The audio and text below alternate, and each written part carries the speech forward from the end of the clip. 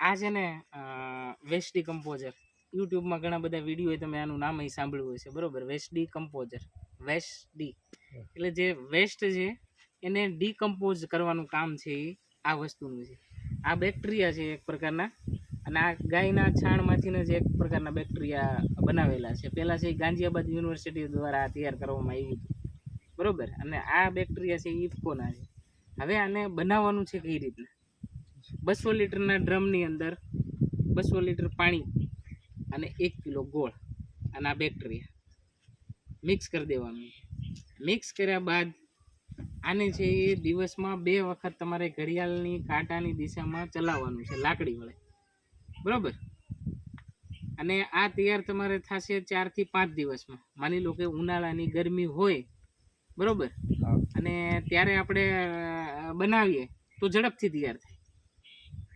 અને શિયાળામાં થોડોક ટાઈમ લાગે બેક્ટેરિયાને, એને એનું ટેમ્પરેચર વધારે હોય તો એ ઝડપથી તૈયાર થાય. હવે આ બની ગયું છે એમ ખબર ક્યારે પડે? કે ઉપર છે એ વ્હાઈટ સારી જેવું જામી જાય, અને આથો કેમ આવી ગયો હોય એ પ્રકારની ખાટી સ્મેલ આવવા માંડે, અને ઉપર ફીણ જેવું થઈ જાય, ત્યારે તમારે સમજવાનું કે આ છે એ બની ગયું છે એમ, બરોબર? હવે આ બનાવવાનું છે એક જ વખત તમારે. પછી માની લો કે તમને આ ભાઈને બનાવવાનું છે તો એ 10 લીટર શું કરશે? 5 લીટર લઈ જાવ તોય બની જશે. 5 લીટર લઈ અને તમારા બેરલમાં નાખી દો, આ ડ્રમમાં, બરોબર? અને 200 લીટર પાણી અને 1 કિલો ગોળ, બરોબર? પછી આ ભાઈને બનાવવો હોય તો એમને એ જ કરવાનું છે. આમાંથી લઈ જઈ 5 લીટર ભરી અને પાણી નાખી દો અને ગોળ નાખી દો, 1-1.5 કિલો. ગોળ કેવો લેવાનો છે? દેશી ગોળ, કેમિકલ વગરનો ગોળ, જે દેશી કાળા કલરનો આવે એ તમે લઈ શકો, બરોબર? આ 3 જ વસ્તુ આમાં કરવાની છે.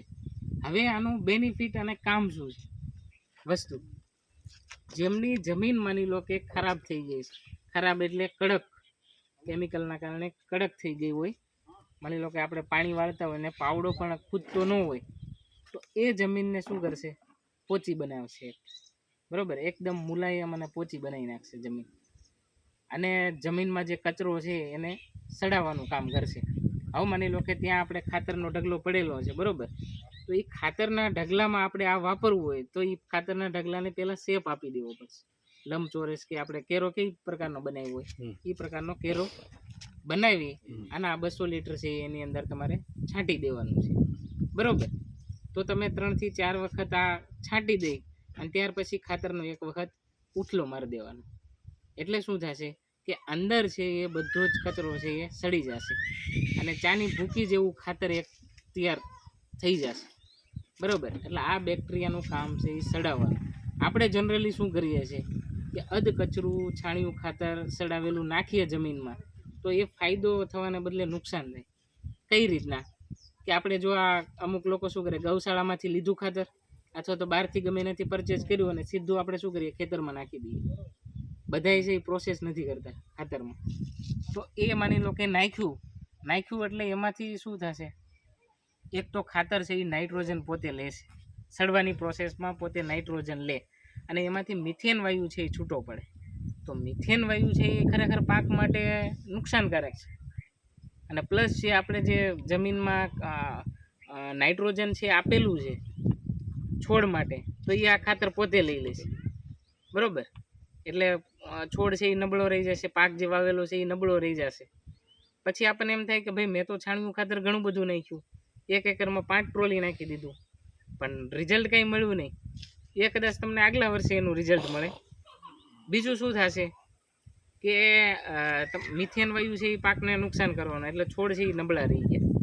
તો 100% છે એ પૂરેપૂરું રિઝલ્ટ આપણને મળે નહીં. અને ઘણા ખેડૂતોનો પ્રશ્ન હોય છે કે ભાઈ મેં છાણિયું ખાતર નાખ્યું પણ ઘાસ બહુ થાય છે, ઘાસ છે એ ડબલ થઈ જાય છે. તો એનું કારણ શું છે કે ભાઈ જે ગાયો ભેંસોએ જે ખાધેલું છે એ સીડ છે એ પૂરેપૂરા સેડ્યું નથી, એટલે જમીનમાં જઈને તો એ એક્ટિવ થઈ જવાનું, એટલે ઘાસ છે એ ડબલ થવાનું.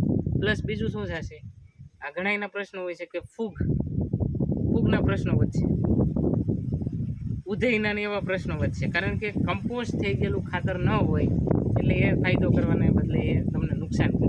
પેલું એક તો આપણે મોંઘા ભાવનું ખાતર લીધું હોય, બરોબર? અત્યારે ટ્રોલીનો ભાવ શું છે? 1500 કિલોની ટ્રોલી આપણે ગણીએ તો 2500 થી 3000 રૂપિયા ઓછામાં ઓછા છે. તો મોંઘા ભાવનું ખાતર આપણે જ્યારે પરચેઝ કરતા હોય બહારથી, જો એની અંદર 5 કે 10% આપણે મહેનત વધારી દઈએ, જો આ વસ્તુ તમને કીધી વેસ્ટ ડિકમ્પોઝર, આમાં મહેનત નથી. આ માની લો કે મેક્સિમમ 30 થી 35 રૂપિયાની બોટલ આવે, એથી વધારે મોંઘી નથી, બરોબર, 20 થી 25 જ ગણીએ. તો આ બોટલ અને આ સોલ્યુશન બનાવી અને તમારે નાખવાનું છે. એટલે આનો ફાયદો છે એમ, બેક્ટેરિયા. અને આ ગાયના છાણમાંથી જ કોઈ પણ પ્રકારનું કેમિકલ છે નહીં, એટલે જમીનને નુકસાન કાંઈ છે જ નહીં. પણ આ બહુ કામની વસ્તુ છે. એકવાર તમે ઉપયોગ કરશો એટલે તમને ખુદને ખબર પડશે કે આ કેટલું કામ છે એ કરે છે.